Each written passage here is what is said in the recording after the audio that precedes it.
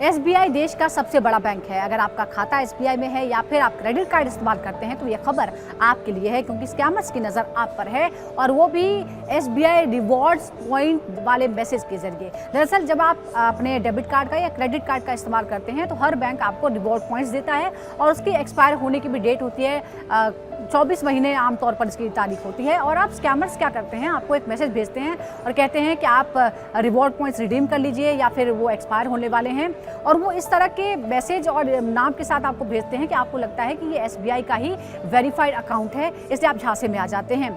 और इसी वजह से तमिलनाडु में ही पिछले 2 महीने में ऐसे 73 केस सामने आए हैं जिसमें रिवॉर्ड पॉइंट्स के नाम पर लोगों को ठगी की गई है। हम आपको बताते हैं कि क्या होता है। दरअसल एक मैसेज आपके पास आता है एसबीआई रिवॉर्ड पॉइंट्स के नाम से, आप उस पर क्लिक कर लेते हैं और उसके बाद एक एपीके फाइल जो है वो आपके फ़ोन में डाउनलोड हो जाता है, सिस्टम में डाउनलोड हो जाता है। वो एक मालवेयर है। जैसे वो आपके फ़ोन या सिस्टम में पहुंचता है, वो आपके जितने भी बैंकिंग क्रेडेंशियल हैं, यानी आपके बैंक की जानकारी, आपका पासवर्ड और जितनी भी डिटेल है, निजी जानकारियाँ, वो सब हैक हो जाती हैं, और इसकी मदद से हैकर्स आपके अकाउंट से सारा पैसा चुरा लेते हैं, जैसी कई घटनाएं हुई हैं। एसबीआई की नज़र में भी बात है, एसबीआई ने भी इसे लेकर एडवाइजरी जारी की है और बताया है कि हम इस तरह का कोई मैसेज नहीं भेज रहे हैं, इसलिए आप सावधान रहिए। तो पहले बहुत से अलग अलग तरीके अपनाए गए, कभी केवाईसी के नाम पर, कभी तमाम और दूसरी लुभावने ऑफर्स के माध्यम से आपको मैसेज भेजे गए और आप उसका शिकार हो गए। और अब reward points, SBI reward points, याद रखिए मैसेज जिस नाम से आता है इस पर आपको क्लिक नहीं करना है। कैसे आप बच सकते हैं इस स्कैम से, चलिए ये भी हम जान लेते हैं। कुछ स्टेप आपको आसान तरीके बताते हैं। सबसे पहले ज़रूरी यह है कि आप इस तरह के किसी भी मैसेज पर क्लिक ही ना करें और सुरक्षित रहिए, क्योंकि एसबीआई ने इस तरह का कोई मैसेज भेजा ही नहीं है।